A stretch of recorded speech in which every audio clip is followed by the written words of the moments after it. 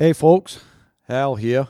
Hey, I want to talk about the biggest challenge people have in the woods, especially the big woods trying to hunt, is navigation. It's the number one, and it's the key to be able to hunt successfully in the big woods. And a compass, of course, you got to have a compass, but maps to go along with your compass is really going to be a key. You know, they're going to show you a lot of things like your terrain features and all that, and also the old trails, logging roads, etc. And I think the way to get these is with Onyx. They've got a great mapping software, and you can download it into your phone as an app, or you can get an SD chip to put into your GPS. They fit most any modern GPS, and that'll cover. You can get them. You can get a chip for any state, or you can when you download the app, what you can do is download, topographical, but also satellite imagery. And that's the one I use the most, because the satellite imagery tells me I can see what kind of trees, if it's softwood trees, hardwood trees, and you can also see logging, different types of cuts. It might be a clear cut or whatever. Very, very helpful for hunting, whether it's deer, moose, or anything you're hunting. But what I like about it is when you're hunting in remote areas, you don't have cell service. So you're basically offline. But if you download ahead of time a certain area, the area you're going to hunt, download it into your phone, and you can bring it up, and it'll show you right where you are, and you can kind of keep track of your positions and all of that. Anyways, excited to tell you about a partnership we formed with Onyx. So go to onyx.com, and we get you a 20% discount. You punch in the promo code BWB, and you're going to get 20% off on your Onyx. All right, get down there and get those apps downloaded and get your chips for your GPS and get ready to hunt.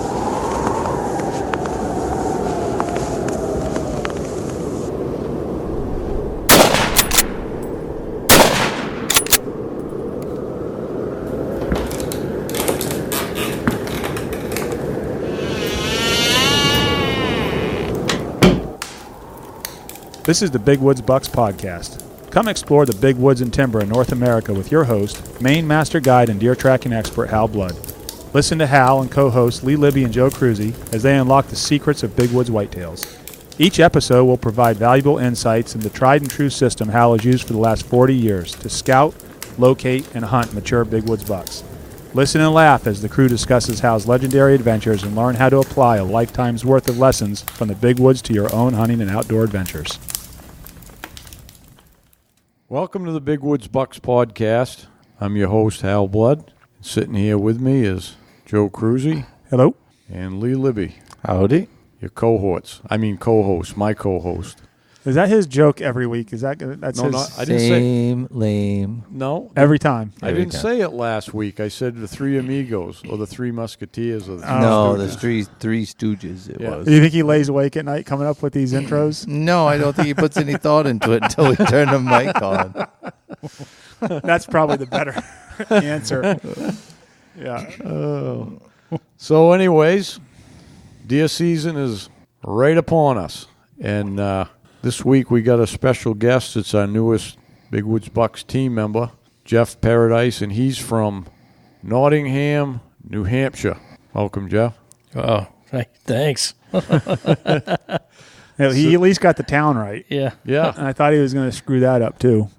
Well, I was going to say Nothingham, Nottingham, New Hampshire. That's what my wife calls it, Nottingham. So all you people from Nottingville, that's what... Nottingham. Write it down. Yeah. Just remember the sheriff, that's all. Yeah. Everyone listening, just so this is what we have to deal with all the time. We got to keep them... Lee's got to go behind him whenever he goes and takes a break and wipe him and everything. It's bad. Check your pens while you're in there. We love him for his mind, though. So there's only one thing I remember and don't forget. How to deer hunt?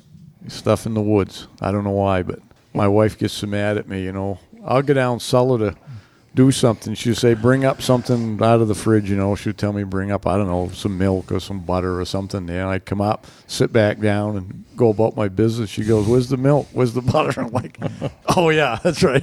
I got to get back up and go get it. Oh. Yeah, that's a daily occurrence for me, too. Yeah. It's called selective hearing.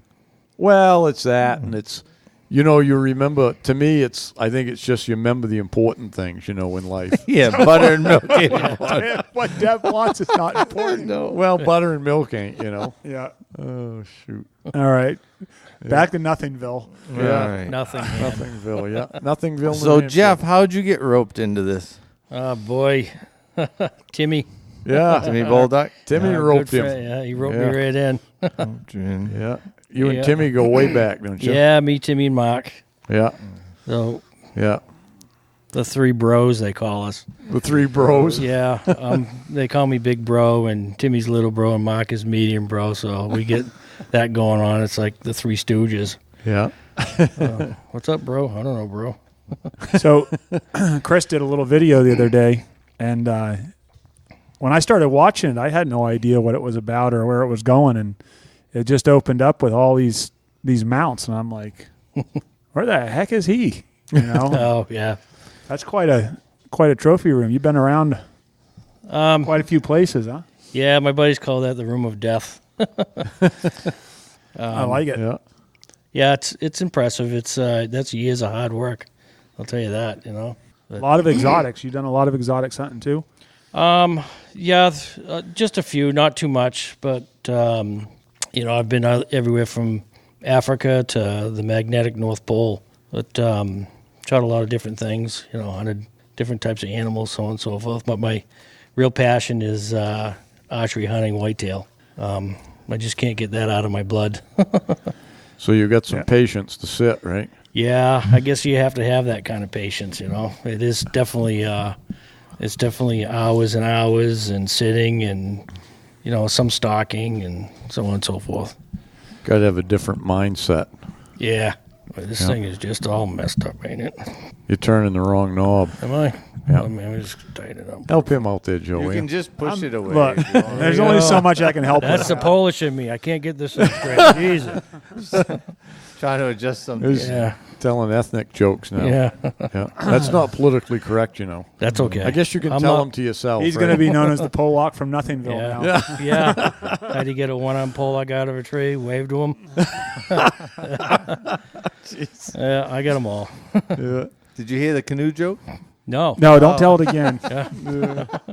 We're gonna, Chris probably spent a half hour editing that out of the last podcast. we're gonna prove that one out, though. I'm gonna tell you. Yeah. I'll put my 6 horse and I'm gonna head right across Parlin with it. Well, you can't be moving at 6 horse. I mean, No, that's what he was complaining about. He started up the lake with a motor on it, and he was afraid it was going to bust out. And he claims it was leaking. well, you know what they say about the hole in the canoe. Yeah, we all know what they say. Yeah, I want to hear that joke. Yeah. Yeah. Listen to the podcast when it comes out From Monday. last week's. Yeah. 2 weeks. Yeah. So Yeah. did you grow up in that area, Jeff? I actually grew up in Plastow, New Hampshire. I was a little south of that. Then Plastow got kind of grown up, so my wife and I decided to move a little farther north for the kids, Yep. get them back into a country setting. Yep. Yeah. Did you? Is that when you met Timmy up that way, or did you already know him? No, I didn't know Timmy until I moved up there. I knew the Bulldog family anyways, and Timmy and I hooked up. I was great friends with his cousin, Matt. So Timmy used to hunt in the same area, and eventually we just crossed paths and become good friends. Timmy's he's a great guy. Oh yeah. Yeah. So you've been hunting. You and Timmy been hunting up north now. Your wife goes too. Up Yeah. into the North Maine woods. Yeah, she goes up there. We drag the tent out there and Yeah. set it all up, and she's out there. She's as hardcore as we are. Yeah. I was going to say it's great to have a Yeah. cooking camp that you know. And, oh, jeez. No, that don't happen. Don't let her listen to this. No. She's going to hate me. She's only met me once. No, she's a sweetheart, my wife. Yeah.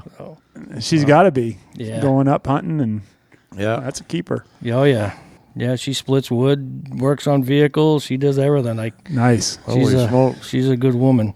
Yeah. Definitely. And shoots bigger deer than you, too. I saw that picture from last year. Yeah, that was a killer. That one hurt, but we were all proud of her. I mean, that was I bet. that was a experience, that one. So Yeah. So those were both. I saw there was snow on the ground. Were you sitting when you killed those?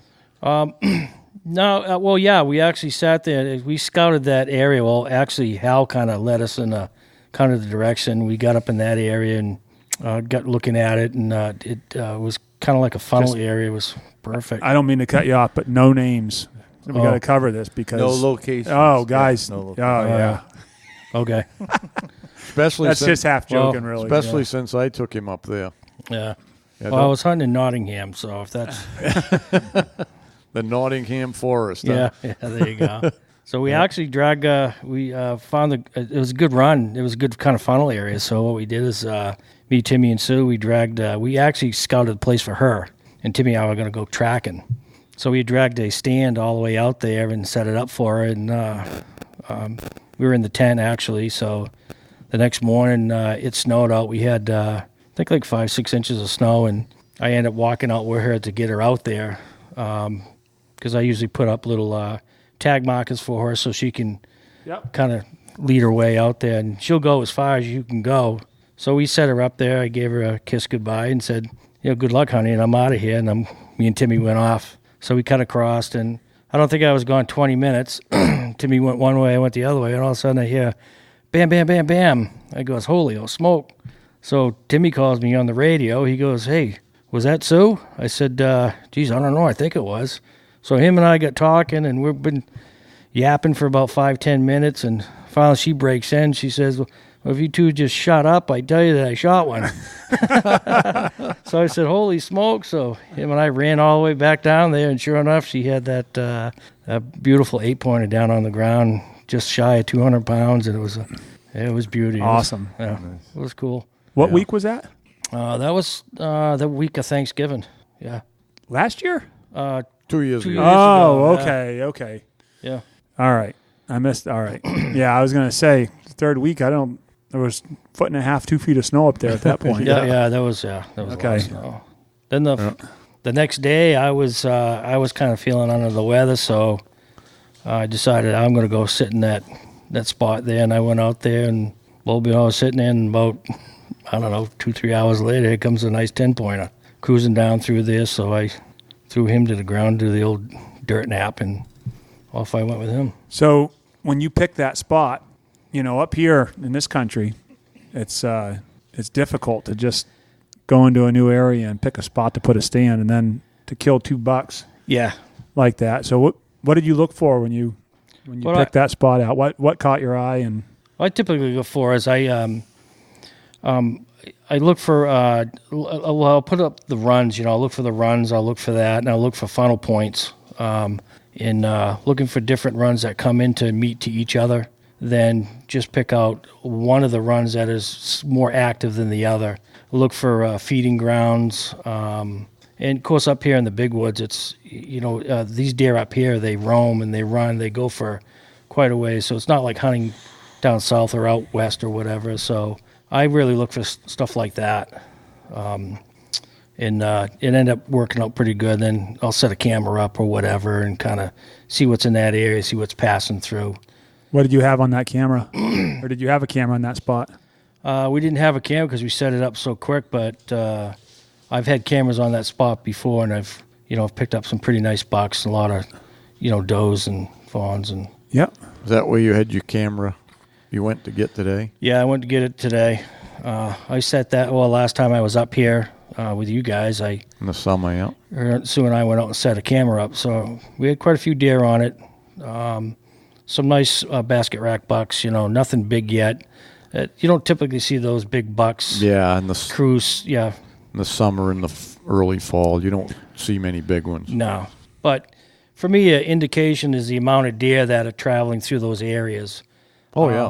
If I look for that, I know eventually when we get towards that rut and those big bucks are cruising, that's a good a good starting location for me where I can go in either stand hunt it or still hunt it, or if it snows around, we can get in there and pick up a track or, take it from that point. So, yeah, that's good. That's when I was guiding more hunters back in the beginning there when we was doing the remote hunts and stuff. I used to look for that stuff too. I knew I couldn't sit there, but if I found a good spot, I could get someone to sit there, Yeah, it definitely takes a lot of patience if you want to sit. Especially up here in the big woods. As well as I do, it's you could be sitting there for a few days waiting for a cruiser to come by. Oh, yeah. To see one deer. Yeah. Sometimes, you know. Yeah, I sat there. We got another spot that's up in that other area that Timmy and I hunt, and it's a very similar area, and I've seen, sitting there for a day, seen 9 different deer come by. So if you pick the right spot, and you really look hard and so on and so forth, it'll work for you. It's difficult, though. You got to put your time in like anything else in your scouting and stuff. It's not easy to find those spots where that many deer travel through. Yeah. No, it's not. And there can be miles in between that there's not another place like it. You know what I mean? It's just for some reason the terrain features. And what I always noticed is if you look around and like you said, this is like a big ravine or something, it always seems to be when you find those places, if you look at the terrain around like the general area within a half a mile, you can see why they do it. You know what I mean? It's just always been that way, Yeah, yeah. It might be they're coming off a ridge on one mountain and it doesn't drop down as low as on that other side, so it's just kind of a natural way they go, Yeah, it's kind of a natural funnel for them, yeah. Yeah, there's always a reason for the way that deer travel. Yeah, and a lot of times those big bucks are typically lazy, so they're going to take kind of the shortest, easiest route. Oh, yeah. For the most part. Yeah, I tell people, in a normal deer, even the bucks in normal travel, they take the path of least resistance, They just kind of, they don't want to crawl through thickets and all of that because they travel so much, Now, when they get searching for does, they go into all them thickets and stuff looking, but... Yeah, they do that. Don't fall asleep on me, Lee. I'm good. I thought he was going to nod off for a minute. If I do, I'll be right back. Well, we're talking about stand hunting. I know. Lee's eyes are glazed over. Geez, you're gonna insult the new team member here and fall asleep. You want a pillow? Hey, I get all the respect in the world for them guys and gals that can do that because I can't. I don't know if I don't dress for it. If I just can't. I can sit all day Yep. and enjoy it if I really like the spot. But if there's any question in my mind, I'm always like, "Ooh, yeah." If you're get up. you're confident in your spot, makes a lot of difference. Yeah. But I think Jeff, you'll be able to help a lot of the listeners and our followers with that because everybody's not going to be a tracker. Everybody's interested in it and everybody likes to hear about it. But let's face it, everybody isn't going to be a tracker for one reason or another. So you can give them some hope that there's places to find in the big woods to, kill a big buck, I always said that. I mean, we killed, I bet you probably over the years, our hunters have killed more bucks sitting than they ever have, like, still hunting or even tracking, clients, guided clients for sure. Because it's just, that's what's, most people are just naturally good at it because, when you come from these other states, I mean, it's pretty much how most people hunt anyway, Yeah. So they don't mind it. Yeah.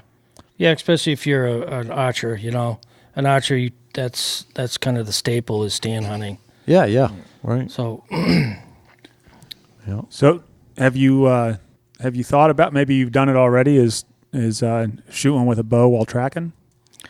You done that yet? Actually, I've done that. Not in snow, but I've out west. Where there's a lot of deer, you get on them, and you can spot and stalk them, and get on them. And if they scoot off down a trail, or whatever, you can get up kind of behind them. It takes a lot of art and effort to do that, but typically not those big bucks.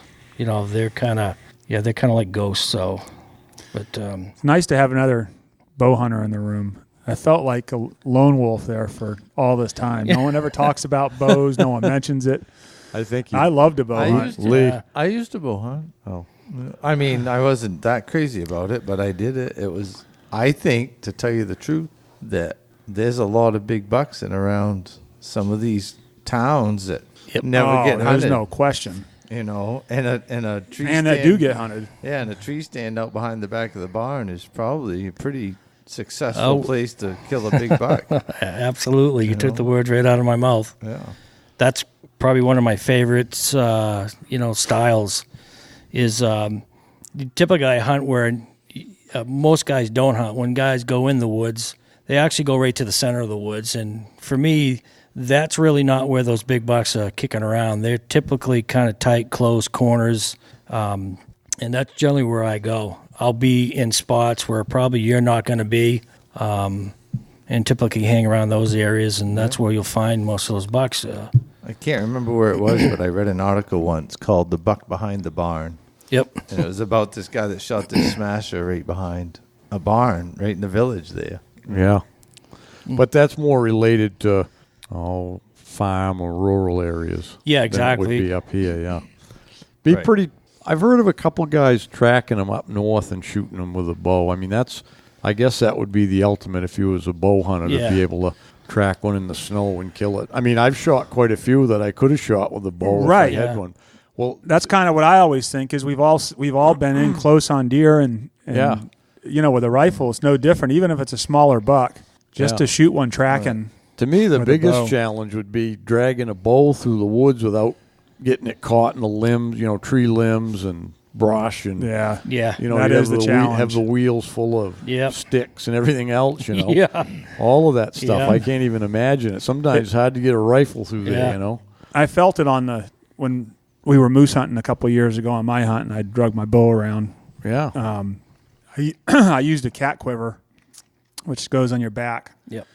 And I really like that. I would never want to have a bow-mounted quiver walking in the woods, but with that setup, it wasn't too bad. Yeah. If you don't have an arrow knocked, it makes it a lot easier. And you're locked and cocked and ready to go. It's tough sometimes, Like Hal said, you're into that tight corners and whippets and stuff and so on and so forth. What do you shoot for a bow?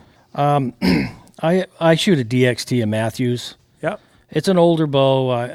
I'm not a big flashy type of guy. I like I get comfortable with a piece of equipment and I stick with it. And it's kind of like an old gun, Yeah, I've got a Matthews Q2. It's probably almost 20 years old now. I have one too. Yeah. That's the same thing. What you just said is when I bought it back then, it was the latest and greatest. So I got mine sitting in the basement. So then I went to the DXT and because it's got a 32-inch brace on it, so it's a little shorter and it's easy to kind of maneuver on a pack.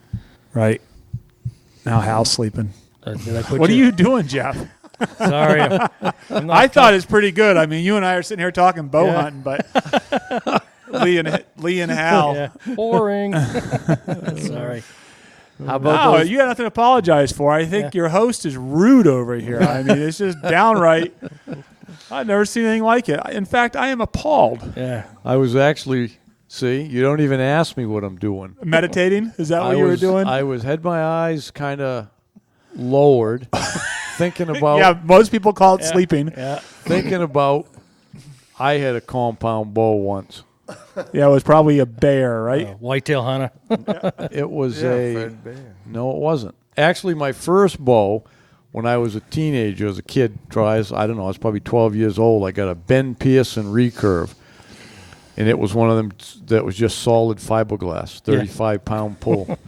Shot rabbits and squirrels and Tweety birds and everything with it. And then my father bought me I wanted a real bow, if I could deer hunt with. I was about 15. I got a Bear Kodiak Magnum.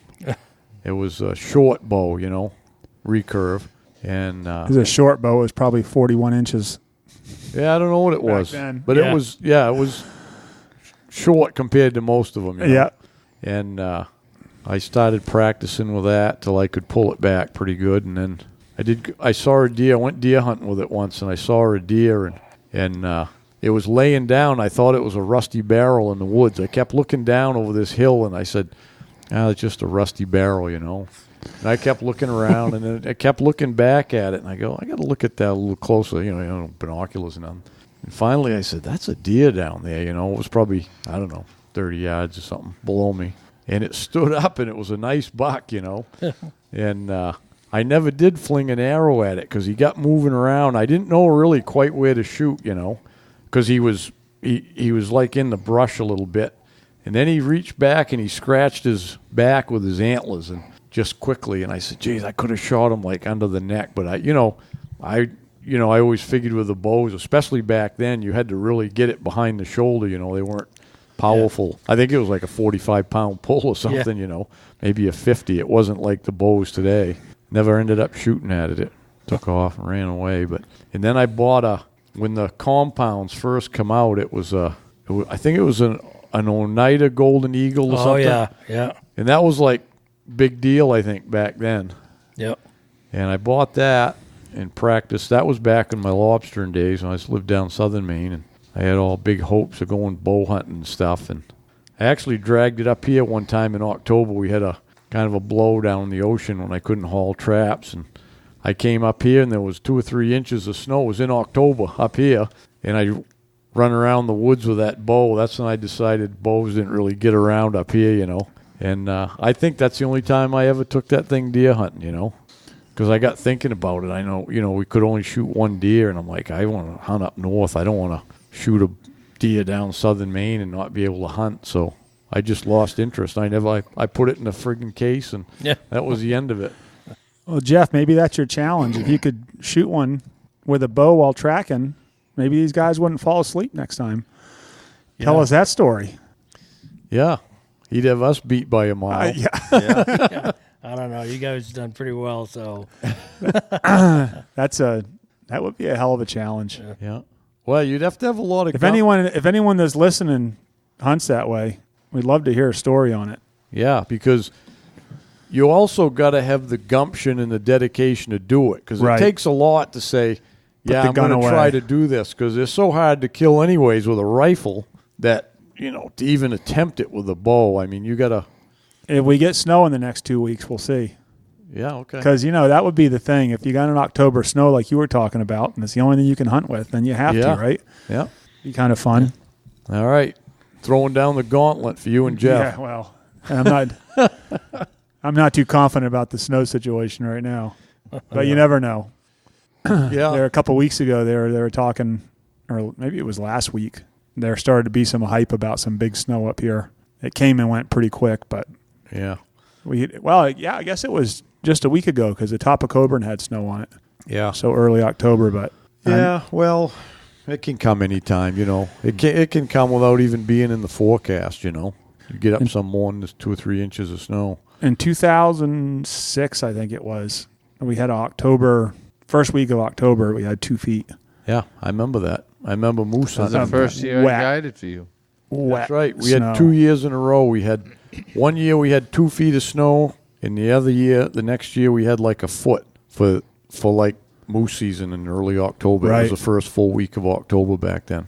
Yeah, because who killed that bull in the video with the moose with the snow in its horns? That was Norm? Norm. Yeah. Yeah, Norm Ontario, Yeah. That was a cool video. Yeah, that was a cool video. Yeah. Yeah. Last day. Was it the last day? Yeah, I believe. Yeah. I had that happen one time. I don't know, 3 or 4 or 5 years ago, we were moose hunting, and we spotted a cow and a calf, and we're watching them thinking there must be a bull around, right? And we're looking, and I was scanning with binoculars. As I'm scanning around, I come all the way around, and there he is laying, and he's laying there looking at us, and he had nice. They weren't real big palms, but they were big scoop palms, and they were loaded right with snow, and that was quite a sight to see. Yeah. He lived for about another 6 seconds. Yeah, it was another Hunter dumped him right there. I think it was a different year because it wasn't that long ago. We had snow, not a lot of snow, but we had several inches of snow during the season, because I remember most of it had melted right off, but I remember going right in here in the Spencer Road in there ways, and there was up higher, in the mountains, there was still some snow left. I said, I wonder if we can get a track and track one, and I cut a loop up around this behind a clear cut and stumbled onto a bull track in the woods. I go, all right, let's see what we can do here. So he went a ways there, and then all of a sudden we could hear a cow hollering down in front of us. I go, geez, he's hooked up with a cow. We'll get him now. Well, before we could move in on him, I believe it was a different bull because it was laying down. We stumbled right onto it, and the thing got up and run, and the guy made a heck of a shot. He shot that moose on the run at like 40 yards and dropped it. Yeah. And that's got to be a cool sight to see a moose running and drop. Yeah. I he hit that thing. I haven't seen that yet, I don't think. Well, he hit it, and it, when he hit it just drop in its tracks, but I mean, it didn't go 10 steps. It just kind of, you could hear it just, Yeah. So it wasn't, I went and checked, it wasn't the one we were tracking. It was just, he happened to be in the way. Yeah. And it was the last day. That was the last day, I think. Well, it might have been Friday or the last day, and he was tickled to get it. It was, I think they had to go home early. It was a father and son, and it was a son's permit, and he had to be home, I don't know, a day early or something like that. I don't know, but got it anyway. It was low 40s, I think, but nice palms, like 10 points to a side. It was a nice bull. Hey, have you ever shot a deer in a wide open run where it was like some sort of shot, a spine or wherever, that it instantly put it down and it did the old tumbling wide open? Yes, I have done that before.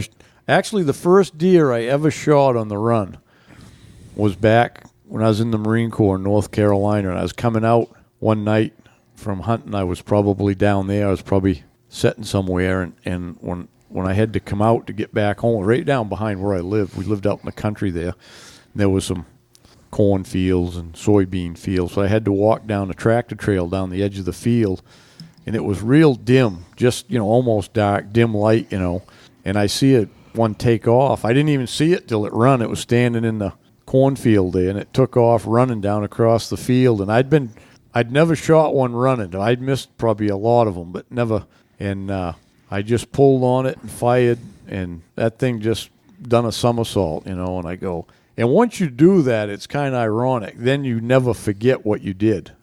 So then it's always easier until you actually do it.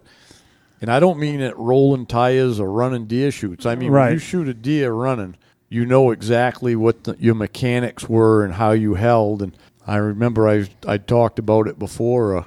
One of the older guys down at my relative's hunting lodge, where he was a partner in it, was telling me about just put right on it, don't lead or nothing under 100 yards. This deer might have been 100, but he was no more than that.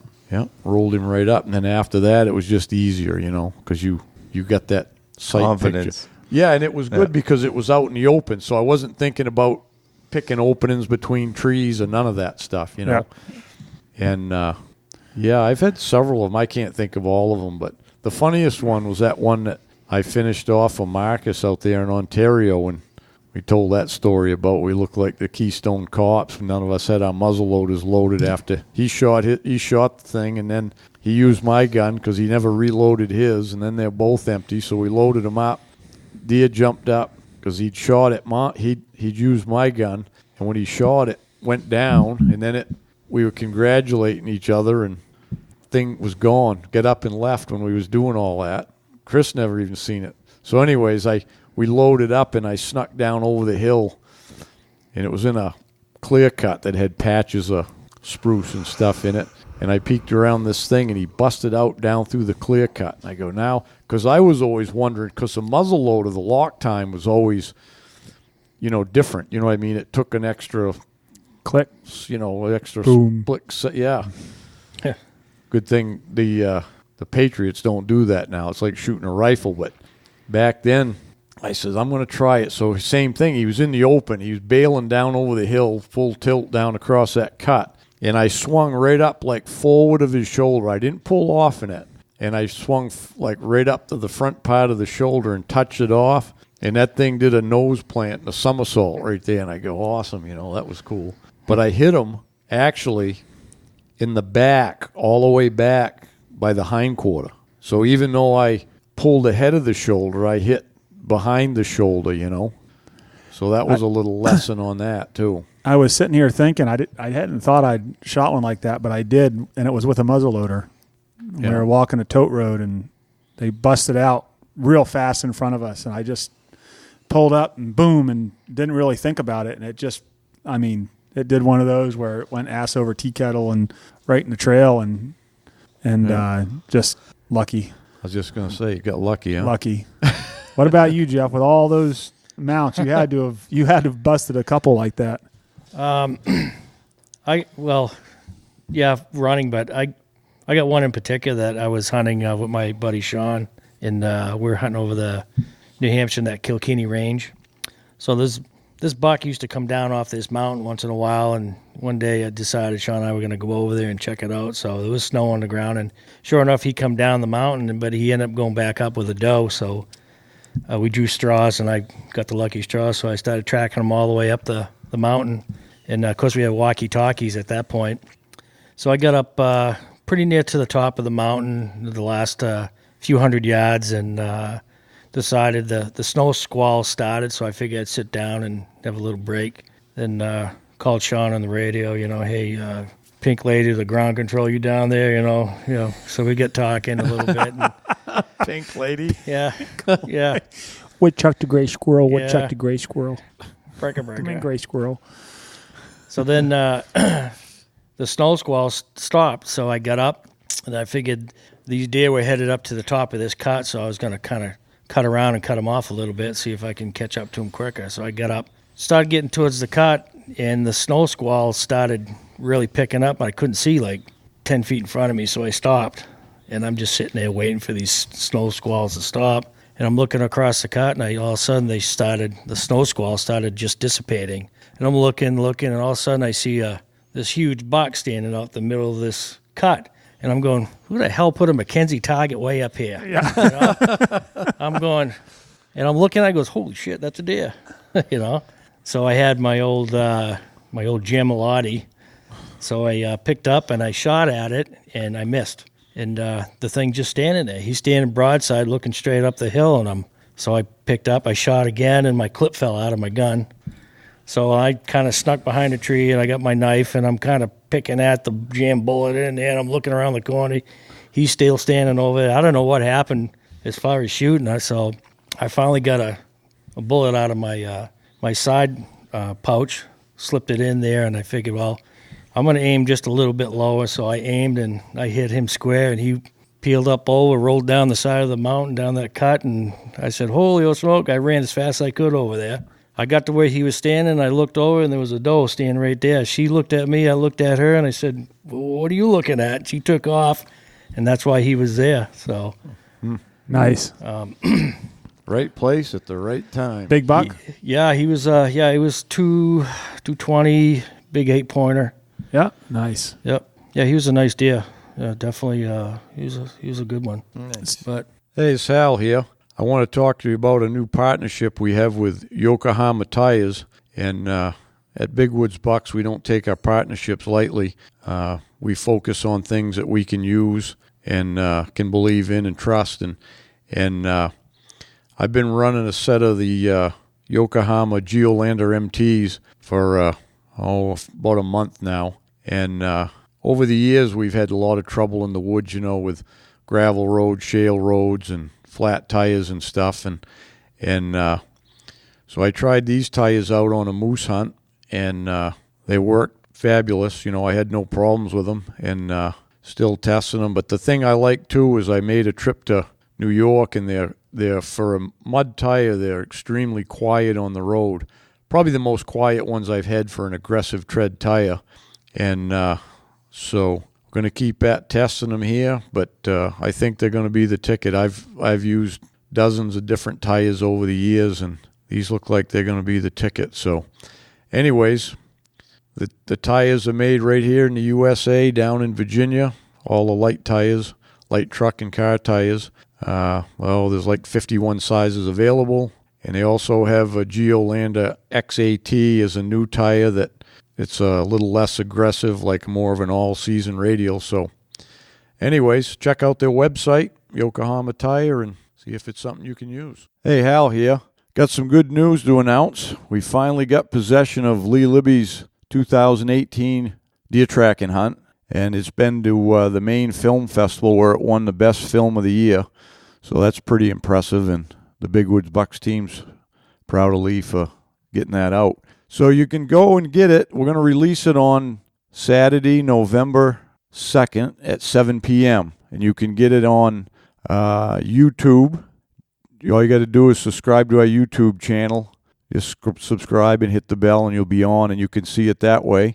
Or we'll also post a link on the Big Woods Bucks homepage. So it's going to be a good hunt, and I think you're all going to enjoy it. All right. Hey, everyone out there. My new book, Tracking Big Woods Bucks, is out, as well as Mark Shireen's tracking book. And we've got them on sale now on the website. It's they're both books. So we're going to have a special for $39.95. And you can get them right on the website. And if you've already ordered them, they will be, anything ordered up till yesterday, Sunday, will be shipped.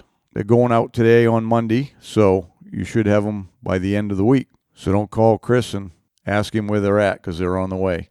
If you order them today, obviously they'll be getting out. He'll be doing mail on a daily basis. So anyways, we're glad to get them out for you just before hunting season.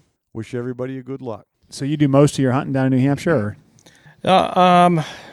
No, I'll go anywhere, actually. I love hunting up here in the big woods up here since Timmy has met Hal and stuff like that. Timmy's dragged me up here, so yep.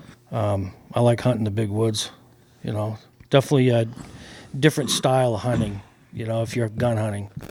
Yeah, when you're setting up your tent for the season again this year? Yeah, I was hoping to set it up this weekend, but unfortunately I'm going down to Illinois the end of next week for archery season. Unfortunately. Yeah. Yeah, we you're going to suffer through that. Yeah, it's tough. I got to do it, though. Obligations. Yeah, I know. So you were also right along in the very beginnings of the Woodman Arms development as well. Yeah, pretty much. I mean, Mark was my neighbor, so I met Mark. How I met Mark is actually he moved in up the street, and I was hunting this piece of property across the street from me and on the backside of the swale swamp, and he was hunting the other side. So we kind of see the same deer all the time, and come to find out it was actually Mark. It says, "Hey, you been hunting down there?" He goes, "Oh yeah."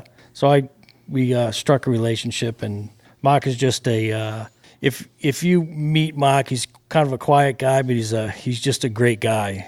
He's salt to the earth. Him and his family, his wife, everything. But we used to go up to his house in the garage and sand the wooden stocks when he got the stocks in at the very beginning, and help him out and stuff like that. So it was pretty cool. Yeah, it's probably been neat to watch that whole thing grow, because it's really, we were talking a little bit about it at lunch there, but just how far that's come and what a great product it is. And what I was saying is just the thought that Mark had to, with all the big money and muzzleloaders out there and the big companies and all the R&D and everything else, and he looked at it and said, I think I can do better.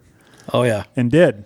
Yeah, that's Mark. Yeah. I mean, it's just a testament to him, and it just is a lot. And Hal could speak a little about, he's shot a few critters with one of them, the most recent being his elk. Yeah. And got the job done. 130 yards with the old peep sight. Yeah. Pass through. Yeah, I had to have a challenge there. What are them bullets again, Jeff? What a guy makes them? They're handmade, right? Pretty much.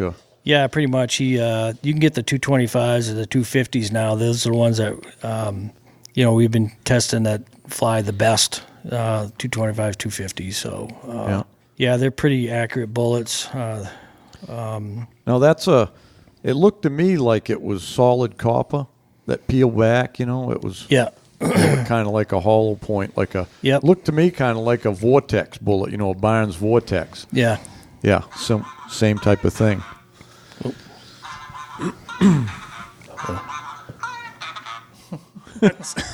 That's my commander. Jeff didn't get the memo on turning the cell phones I put it off. over there. That's Sue. Sorry about that. Yeah, no worries. So I didn't get as technical on the bullets. All I heard was Mark say, get the 45 caliber and use these bullets. It's the most accurate thing you can do, and that's all I had to hear. Yeah, that's Mark. Yeah, well, because I knew he'd already done all that testing. And you don't need to reinvent the wheel, right? Yeah. He's done all the testing and we do quite a bit of that. How many shots did you say has been through the? Of that test gun that I got? Yeah. It's quite a bit, It could be upwards of 400 or, there's quite a bit. So and hasn't been cleaned? I've never cleaned it once. Matter of fact, Chris was over the other day and showed him his nephew was there and brought him into the shop and showed him broke it down and looked right down that barrel, and it's clean as a whistle. He couldn't believe it. Yeah. Yeah. And you've pretty much done everything you can do to blow the thing up, haven't you? And we tried. We tried one day. Mike said, "Hey, I need to try to blow that gun up." I said, "Really?" He says, "Okay." So I put everything through it. I made a jig to support the gun and strap it down, and put blankets over it. And I got videotapes of it, but I ended up blowing the jig up, not the gun, because it's such a shock in it. But I was running all sorts of 130 grains, 140 grains, 160 grains of Blackhorn, 80 grains, 100 grains of smokeless. It just wouldn't blow up. It was amazing. So take some mud and stuff it down the barrel. I bet you blow it up. Yeah. Never did blow it up. Well, at least be fun. Yeah. I know nowadays with the liability stuff, you can't really advertise that they'll shoot smokeless because there's so many types. People aren't familiar with it, you know what I mean? So she's going after that mouse. Jeff's pit bull is.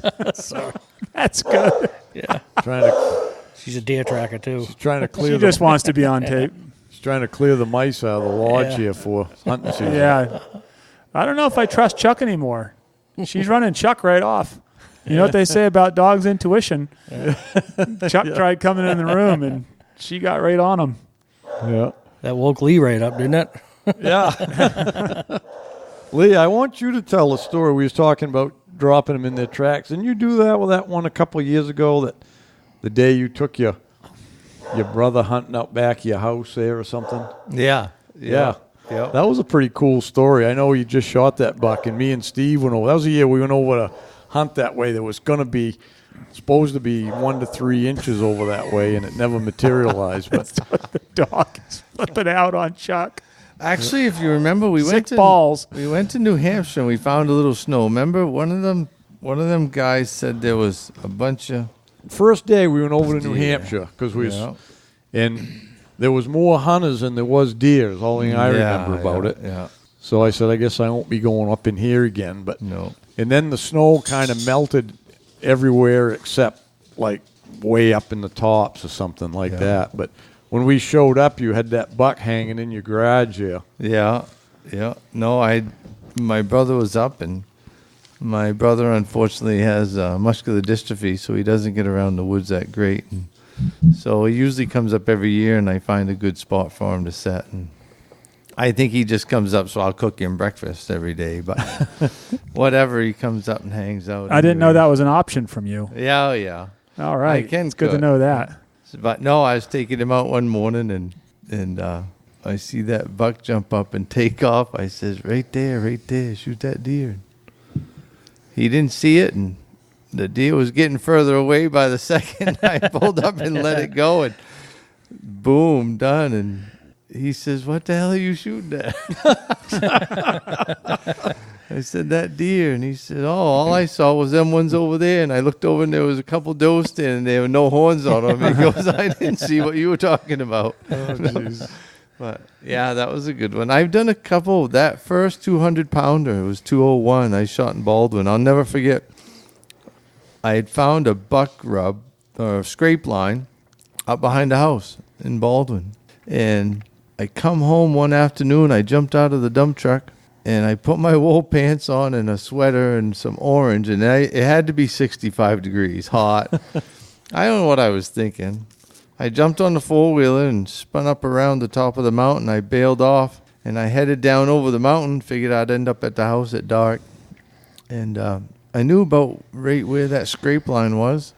And I got to a point, and I I slowed down. I started sneaking into this little bluff because down there, you know that country. There's a lot of little bluffs. You know, you sneak, forever catching deer at the bottom of them laid down. But anyways, I just about to peek over that, and I hear a branch break, and I look, and all I can see is antlers. And that one is 24 inches wide. You've seen it on the wall. Kind of the G2's on one side's a foot long, and the other side's only 8. But anyways, this buck is running right straight at me, coming uphill. Don't even see me. It's oblivious that I'm standing there, and I'm like, he don't see me. He don't have a clue I'm standing here. So I had 308 Woodsmaster at the time, I believe. And I started poking them to him, and I ended up putting 4 into him, the size of a coffee can. And that last shot, when he went by me, was less than 3 yards. And I was still shooting. And he didn't go another 10 yards and piled right up. And I thought, geez, that deer would have run right over me if I hadn't shot. But he was in love, wasn't he? Oh, he didn't have a clue. I think I startled him. Maybe I broke a limb, and he didn't know where the sound came from, and that was his exit route. And I just happened to be standing in it. Yeah, but I got him. Yeah. Where was the other one I was just thinking about that was running? See, Lee was thinking about these stories. He wasn't sleeping. Yeah. Yeah. There was another one I got good that was running. I'll think of it anyways, but no. I can tell you more stories about missing them running. Oh, yeah. We all got them. Yeah. I shot plenty of trees. Yeah. I remember shooting at one I was in New York, and speaking of shooting trees, and I think I fired 4 times, and 3 of them we found the trees they hit. Really? Right where the deer was running, because it was a slug, you know. Yeah. And they leave quite a mark in those trees, so intercepted. Yeah. There's more sticks and things to hit in the woods than you realize once you get looking around, you know. Deer, you know, it looks, especially on the snow, it looks all nice and brown, and you can see it perfectly clear, but there's a lot of sticks in between. Yeah. I wonder how that new muzzleloader sends them through, because I know that, remember that big 10 I lost in the gore? Because I shot through them maple whips like an idiot. Yeah. I would say probably with those bullets, by the looks of it, they're probably going to do better, because if they're going faster and the bullet isn't as big, because if it's like mine is a 45 caliber, so that bullet's probably a 40 caliber. You know, it isn't like a 45 or 50 caliber size bullet, you know. And I bet you we were talking about they make them in the 225 and 250. I think I must have the 225s. I think that's what Timmy told me I had, but for elk hunting there. But I think those would fly better than the 250s, but I could be wrong. But maybe the 250s fly good. I don't. You hear a lot of times people talking about big calibers and, oh yeah, shoot right through the brush, big bores and all that. I don't believe any of that. I think they're going to get deflected. Maybe not quite as much. A little bit heavier obviously is going to help, but I think the muzzle loaders deflect more because of velocities. You know what I mean? They're slower. I think slower moving bullets, even though they used to call them the brush guns, you know, I think they have a harder time because they're losing the momentum quicker, you know. It's like if you shoot a slingshot down through the brush, you know, it's not moving fast and it'll start ricocheting pretty quickly. You ever get one with a slingshot? Not yet. Still working on it. Still working on it. We'll do the bow first and then the slingshot. Yeah. After the canoe. Yeah, after the canoe, yeah. The canoe challenge. Yeah. But I will say, I know for sure, the closer the brush is to a deer, the better chance you got. If you're shooting through brush that's halfway, you know, if a deer's 50 yards and you got brush at 25, you ain't got much of a chance. But if the brush is 10 feet in front of him, he's going to get a tumbling bullet through the side. Yeah, you're probably going to get something there unless you hit like a pretty good size limb, an inch or two in diameter, you know. Yeah. Hey, it's kind of funny you guys are talking that about brush. That's one of the things that Timmy and I have been talking about in the past, about putting brush up in front of a target and seeing what kind of penetration we have on the other side of that target. That's a great idea, really.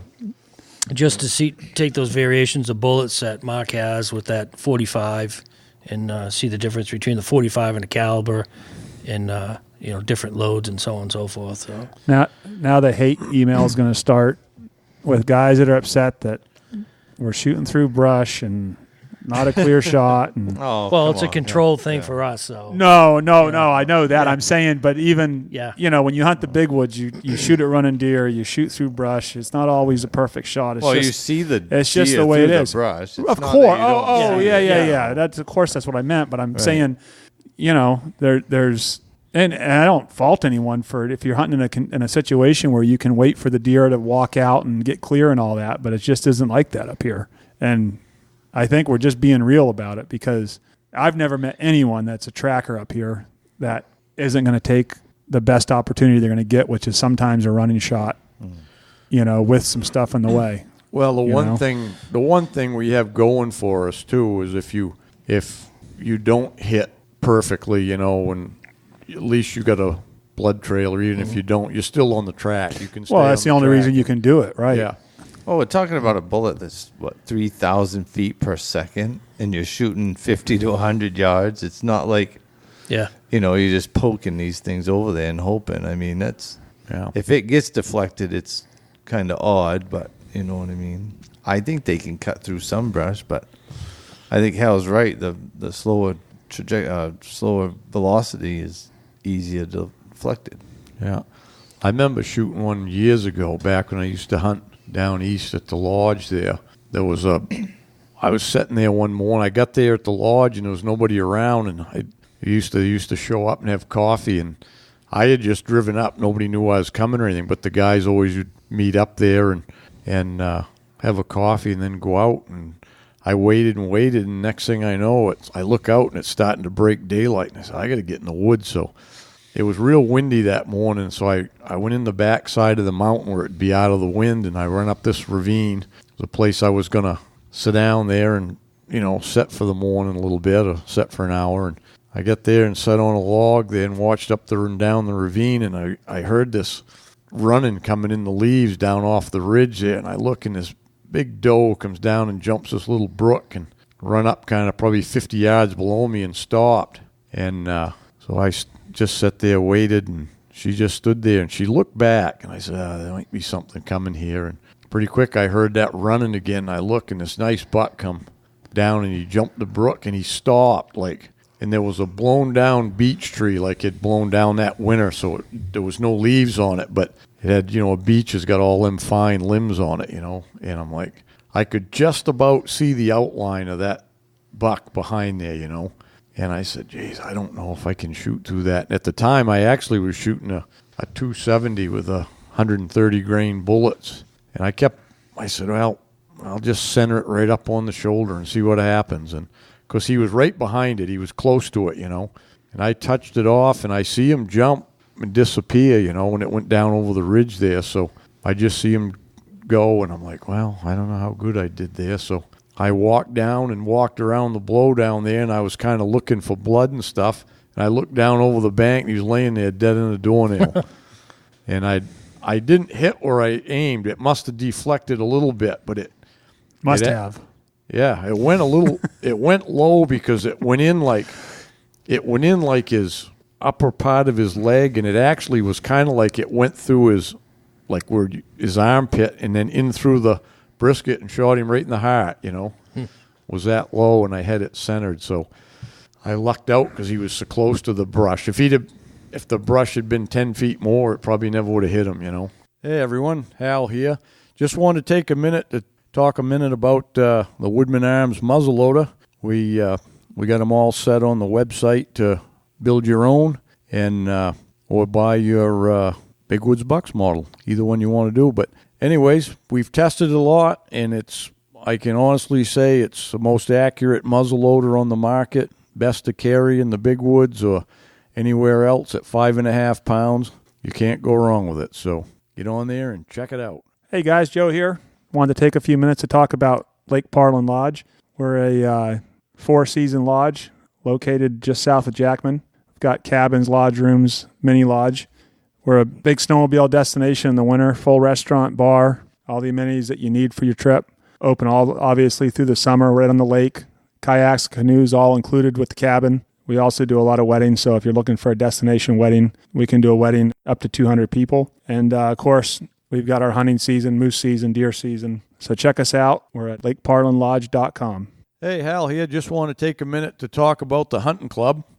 And you can join by going right online at bigwoodsbucks.com. But anyways, I've got all my information is going in there, and it's a place where you can get together and look at my films, tips, writings, and all of that. And the best part is there's forums for you to communicate with, the rest of the club members, talk about Big Woods stuff and all of that. So anyways, $36 a year, cheaper than getting a Starbucks once a day. So join up and hope you see you're on there.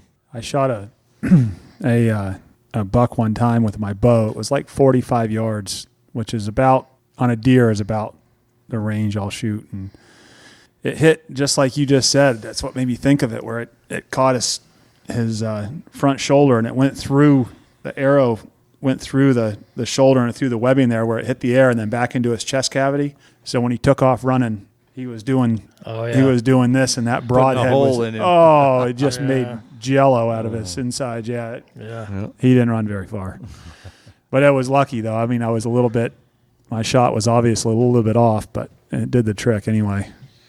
Yeah. I'll tell you about the luckiest shot I ever seen with a bow hunter on deer. I used to guide a few bow hunters, and this guy come up with his buddy had got a moose permit, and he had his sub-permittee, I guess, but he said he had a buddy that wanted to bow hunt for deer that week. And I said, yeah, we can do that. I'll get him set up in a place. So I actually took him. It was right several hundred yards from the house over at my other place at the lodge. And there was it was like an old fence line in the woods, but it was all wooded. And I had him sit. I took a pickle pail over there and had him sit on the pickle pail because you couldn't. It's all you could see, as you was low to the ground, and you couldn't be even in a tree stand. It was kind of thick. But them deer were walking up that it's a fence. The fence wasn't there, but it was like a property line, in the woods. And there was a gap where he could sit, and you could see one coming, and then you was going to have one shot when he crossed that spot. So, can you say pickle pail again, please? Pickle pail. Tongue twister. Want me to say it 10 times? No, it's all right. Once was good. So anyways, we got in from moose hunting that night, and he'd come over. He said, hey, I shot at a buck, he said, but I can't find it. And I go, all right. So I got my flashlight, and I went over there, and there was some blood and stuff there. And he said, I had it right on his shoulder. And I said, well, so I started tracking the blood. It wasn't a lot, but it was a little bit, and I tracked it not far, maybe 50, 60 yards, and I could hear the deer in front of me get up. I could hear it get up and start to go. So I said, wait. I said, he's not dead, so we got to leave it till morning, So we went back down out of there and went back first thing in the morning and went up in there, and he was laying there dead. I don't think he walked 20 yards from when I heard him. He just got up and moved and laid back down, and he was dead. He'd hit that buck in the antler, and it deflected from the antler because he didn't realize it when he went up. The thing must have heard him draw back or caught movement, but he said it turned its head. When he turned his head, I still don't know if he just shot at the antlers or he swung his head around the shoulder area, but whatever he did, he hit the antler, and it deflected sideways, and it ran right down inside his rib cage and went the whole length right into his hindquarters. It was the strangest thing I ever seen. So it went down kind of, through his gut area and down into a hindquarter, and it was weird. Wow. Weirdest thing I ever seen. Because he was trying to figure out, I looked at it and I go, which way was this thing facing? Because the arrow went in from the front, Didn't go in from broadside like he said it was. And then I got looking at the horns, and I could see a cut mark down on one of the beams, That's a lucky shot. That's a lucky shot. Yeah. That's definitely lucky. I had a deer do that one time. I shot at him bow hunting, and he jumped the string. He did the same thing. He spun, in an instant. Like, he spun like that once he jumped the string. And when he spun, he turned right in where he's kind of facing me, and the arrow drilled him right in the neck. And that was one of the sickest feelings I ever had, was watching that thing run off with the arrow sticking out. It's the worst. Yeah. And oh yeah. that's the only time that ever happened. But anyway, he left a good blood trail, and I spent the whole next day trying to find him. But I noticed he was rubbing trees and everything. Like the blood trail was taking me to rubs, and maybe he's going to be all right. And then I thought maybe he's trying to just get rid of whatever in his neck or whatever, And so a week later, my buddy calls me. This was down in New York again, and I was living in Florida at the time. He calls me. He says, "Hey, my dad shot that 8-point that you." I said, "Really?" I said, "Was he injured or something? Did he come across him?" No, he was running around with some does, and he shot him. And they had no idea it was the same deer till they started skinning him out, and they got my broadhead. It was in his spine. The thing had buried in his spine, and he was running around like nothing ever happened to him. So I was happy. That closed the story for me anyway. Yeah. I felt better about it. Yeah, that happened to me one year. I was I had this nice buck come by me. I was working this kind of area, and he was a beautiful. He ended up being a Pope and Young buck. So I shot him. I hit him in the front shoulder, and he had taken off. And I tracked him, and so on and so forth. I got just the full portion of the arrow, and just what was left. There was no broadhead, so I knew I didn't get a quality shot at him. So so I went the remainder of the year, never saw him. Then I was seeing him during the summertime for the next year. Then that following year, I ended up set up back on him, and I ended up shooting him. And we had brought him to the butcher and scun him all out, and lo and behold, there was my arrow in his front shoulder. Wow.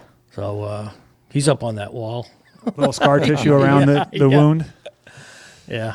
Nice. So that was kind of a lucky one. You don't get too many second chances at those big bucks. So no. Yeah. Right. And that's just, it's with all hunting, but especially with archery, if you hunt long enough, chances are you're going to have one of those deals where you get a bad shot. It's not just right. And it happens to all of us. As a hunter, you always hate to see it. And, but it's part of what we do. It happens sometimes. Yep. But that's why you got to practice, But, it also, we were watching the video of Hal's elk hunt, and that elk was double lung shot, passed through, and the video, it's a long video. It's got the entire thing because it was out in the open. It stumbled and almost fell down like you thought, like right after he shot it, it was going to hit the ground, and that was it. And it was unbelievable how long that thing stood up with that lethal shot, double lung. I mean, I was surprised about that. Yeah. Most of the time you just never get that, or a lot of the time you don't get the opportunity to see if they run off, and you don't see where they crash or whatever. But to watch the whole process of that one, trying to stand and trying to, breathe. Yeah. You like to see them go real quick, but it shows you how tough they are too. Yeah. Yeah, he didn't even know what was going on. He was just slowly filling up his lungs, and that's the best shot. A double lung shot it's all you can do, right, to humanely kill an animal. But sometimes it takes a lot. Yeah, but when he laid down, he was dead. He was almost dead on his feet. He just laid down, and that was it. Dead on his feet. Dead on his feet. Yep. Dead on arrival. Yeah, cool. Well, this has been a good chat today. Appreciate you coming all the way up here, Jeff. Yeah. Jeff, always enjoy spending the time. Yeah, usually when I get up at 4 o'clock in the morning, I'm getting dressed and getting ready to go out in the woods, but not today. No. Yeah, well, you did. You went out and got that camera. Yeah, that was I enjoyed that. I liked stuff like that, anyways. Yeah. Getting in that backcountry and. Yep. Don't blame you. Yep. Cool. Yeah. So we'll be after them bucks pretty shortly here. Next week. It's going to be.